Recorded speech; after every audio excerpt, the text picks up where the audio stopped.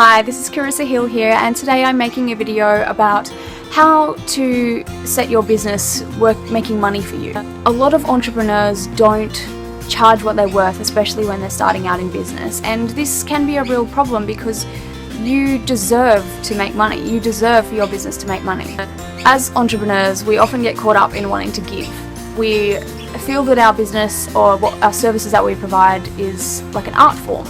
So it's expressive, it's creative, we're proud of our work and we feel that it comes naturally to us, which is why we sometimes don't feel that we should charge what the service is actually worth. We feel so talented and natural at it that it's hard to put a decent monetary value on something that just comes naturally to you. What you need to understand is that it may come naturally to you, but it doesn't come naturally to your customers, and that's why they're coming to you. Basically, to have a really healthy financial business life, you really need to have a little bit of a different mindset about money. Now, money isn't evil, and you should not feel bad charging for what your service is worth. Now, I want you to not get confused with what you value yourself as. You as a person are invaluable, you're priceless. You can't put a price on yourself and your own self-worth. So a way to separate this in business is to think of your service as a service and not you performing the service. In order to really charge what your service is worth, you do need to do a little bit of research. I suggest, first of all, having a look at your market, which means checking out other businesses that are doing the same kind of thing as you, figuring out what they're charging, and then comparing yourself, experience and product wise to them. Entrepreneurs who have great ideas and are putting great things into the world really deserve to also be making what they're worth. It is possible to have a really healthy relationship with money and to not be obsessed with it, to not worry about getting enough to pay the bills, to not worry about what to do with it if you have too much. You need to ask yourself and your client, how does my product or service change someone's life? What is it doing to improve their life? What is it doing to make things easier for them? What do they get out of it, and what is that valued at? As entrepreneurs, we're very service focused. We like to give and we feel comfortable with giving, but sometimes we feel uncomfortable with receiving. That can be where challenges occur in charging and receiving the money that you are worth in your business. A lot of people that I come across tend to say, oh, I don't do it for the money, I do it for the clients, I do it because I love it. And that's amazing, that's beautiful, that's such a good way to think about work, but as a business, you technically need to profit to be a business, so the money is a part of it and you shouldn't feel guilty about that. A lot of people tend to don't admit that they want money because they don't want to be seen as greedy. But you're allowed to want money, you're allowed to want to create dreams and goals and achieve all these things that you want to do, and to be able to live out your dreams, generally you need some money. So you need to get better at receiving as well as giving. This comes in everyday life as well as business. I found a lot of people don't know how to receive a compliment.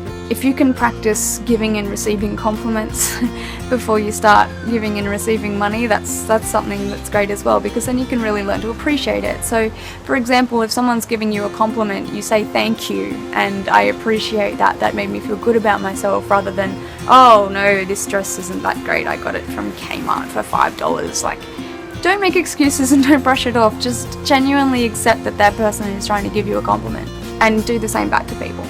If you're not sure what you can charge in your business, talk to your clients. If you've got a few regular clients that come in, feel free to ask them what they see your services valued at. That might be a strange question for them to hear, but it's they're likely to give you an honest opinion. And if you feel like you're charging too low and they say, oh, I'd pay an extra $100 because you're that great, then there you go, you have room to up your prices. You need to think about money and services broken down into everything. Like, a lot of people don't seem to know exactly how much profit they make off every service. They just know that they buy stuff and then they charge stuff, and then they have some money left over, they buy more stuff, they charge more stuff, but where does it all go?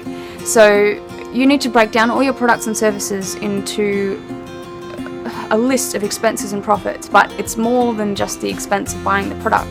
You've got to factor in your rent, your food, your staff, your insurance, your tax, your everything that comes with running a business and selling products and services. That amount that the customer gives you is not all yours, and this is where a lot of people get stuck. They think that they're making a lot of money, but after they've broken it all down and find out where it all goes, there's not much left over. Also, try not to value yourself ever by the hour. Value yourself based on the value of product that you give. If you're always working on an hourly rate, then you're always going to kind of be stuck working with an hourly rate. And then when you work too long in a day or not enough in a day, you're going to compare that, and it's just not a nice feeling. So when you are pricing your services and your products, think about it from the perspective of the customer. What would they pay? What would you pay? If we're working in a day job or a desk job working for someone else, we're told what we're worth. We're given a pay slip. This is what you get every week. This is what you are per hour. When you're running a business, you design your own pay slips. You design your own hours. You have the power to reach whatever financial goals you want in life. If you don't think you do, if you're not valuing yourself mentally at that amount, then all I suggest doing is finding someone who's already achieved the financial goals that you want to achieve and just talk to them, hang out with them, ask them for advice. If you want to move and grow within your life, you need to grow with people. If you're just growing by yourself and the people around you aren't growing, you're always going to be feel pulled back to the same level. You also need to think about how people see your work when it is priced, what you set your prices to be. So you may notice if you see people doing things really, really cheaply, like below standard market costs, that will just attract cheap people. That's going to attract people that are only interested in you because you're cheap. They don't care about your product or quality. If you charge too cheap, people won't see you as valued at anything. If you charge free, then people won't value you at anything. Something that I've noticed in my own business for a long time is if I'm running a training day, for example, and I offer free spray tans so that the person I'm training can practice on them, 4 out of 5 of them just won't show up because they don't see it valued as anything. But if I charge just a little bit cheaper than the normal price, girls will actually come in and they'll pay even before they come in, and they all show up because they see it as worth something. You got some good pointers out of that. Different ways to think about making money in your business. Don't get caught up telling yourself you're not worth big amounts, because if that's what you want, you can have it. It doesn't have to be greedy to make money.